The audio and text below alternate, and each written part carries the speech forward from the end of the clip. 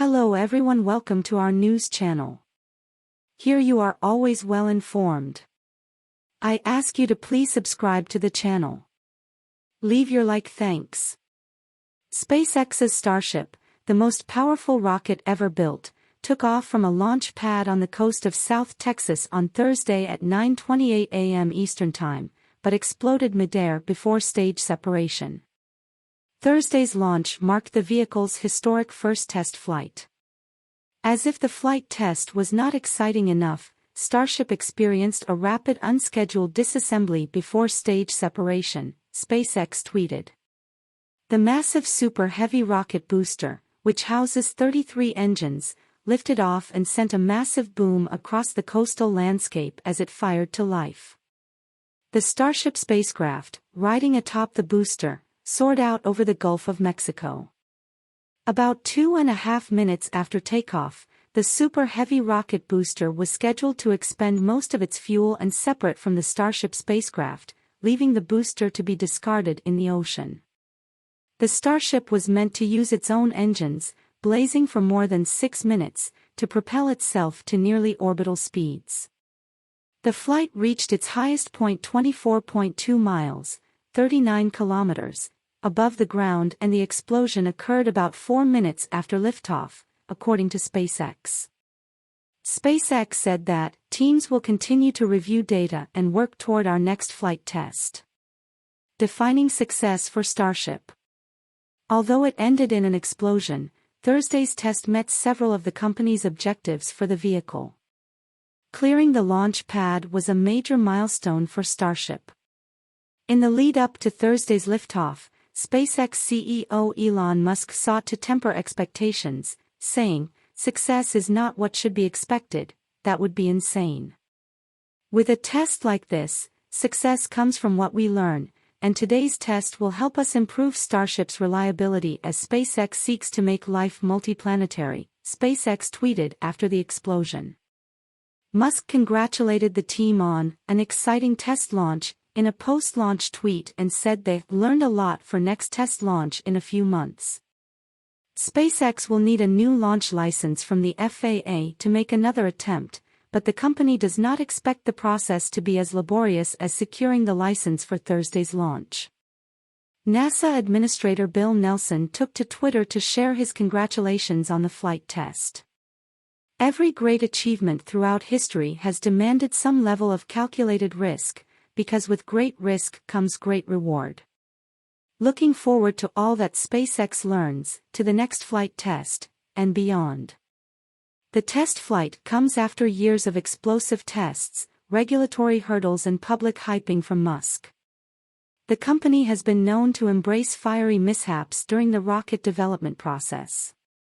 SpaceX maintains that such accidents are the quickest and most efficient way of gathering data, an approach that sets the company apart from its close partner NASA, which prefers slow, methodical testing over dramatic flare-ups. Musk has talked about Starship, making elaborate presentations about its design and purpose, for years, and he frequently harps on its potential for carrying cargo and humans to Mars, though NASA also plans to use the vehicle to put its astronauts on the moon. He's even said that his sole purpose for founding SpaceX was to develop a vehicle like Starship that could establish a human settlement on the Red Planet. Throngs of spectators line local beaches to catch a glimpse of Starship's takeoff, pouring onto beaches with fold-out chairs, children and dogs in tow. It echoed the turnout on Monday, at the company's first launch attempt, which was ultimately left grounded as engineers worked to troubleshoot an issue with a valve on the Super Heavy booster. In the area surrounding Starbase, SpaceX's name for the Starship development site that lies on Texas' southernmost tip, many locals have greeted the rocket with fervid enthusiasm. Throughout the area, there are signs of Starship permeating the local culture, a model Starship in a front yard, a rocket ranch, camping ground filled with die-hard enthusiasts, and a billboard advertising Martian beer.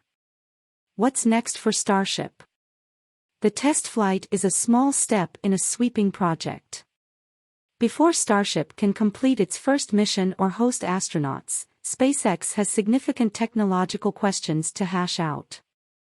NASA has tapped SpaceX to provide a Starship lunar lander that would ferry astronauts from a separate spacecraft down to the Moon's surface for the Artemis 3 mission, which is currently scheduled for as early as 2025. Before that mission can take off, however, SpaceX has to prove that Starship can make it to the Moon, much less Mars, which is Musk's ultimate ambition. The sheer mass of the vehicle will force the company to refuel the spacecraft while it's still in Earth's orbit. More than a dozen launches, carrying nothing but propellant, may be required to give a single Starship lunar lander enough fuel to traverse the 238,900-mile, 384,500-kilometer, void between Earth and the Moon. Before SpaceX can even hash out that process, it'll also need to put Starship into orbit in the first place.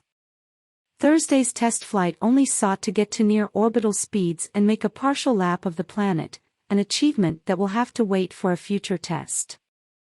Even after flight tests begin to prove the vehicle's design, the Starship spacecraft must be fitted with all the necessary life support equipment astronauts will need for a journey to deep space.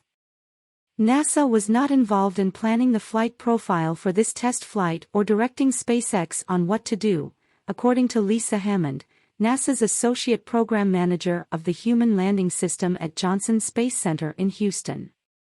In an interview earlier this month, Hammond did not share a specific checklist of tests or flights that NASA hopes to see before Starship is entrusted with a moon landing mission.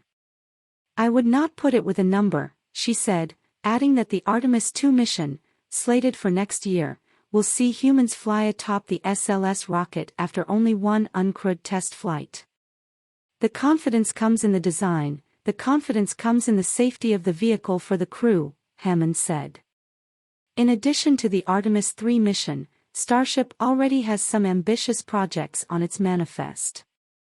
SpaceX has sold a Starship-propelled tourism trip around the Moon to Japanese billionaire Yusaku Maezawa. The mission, dubbed Dear Moon, plans to fly Maezawa and 8 crewmates, including various artists from around the world. Most of the Dear Moon crew was on the ground to witness Starship's first test flight. Kareem Aliyah, a photographer currently based in Iceland, described the experience of watching the flight attempt from just a few miles away. "This wave of sound just smashed into my body, and I could feel it and I could hear it and I thought, am I really going inside that machine? It was absolutely wild," he told CNN.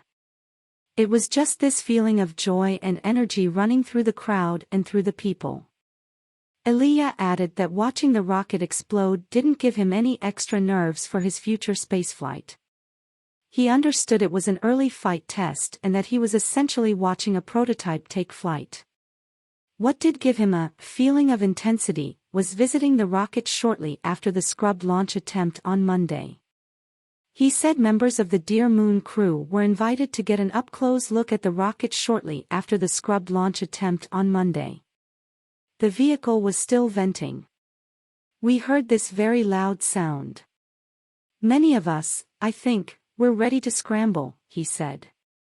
"That's when I realized how alive this machine is and how intense it is and will be when we actually strap ourselves in and leave the planet, which is in itself an absurd thought."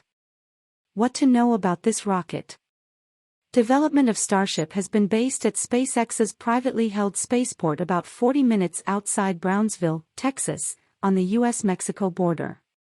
Testing began years ago with brief, hop tests of early spacecraft prototypes.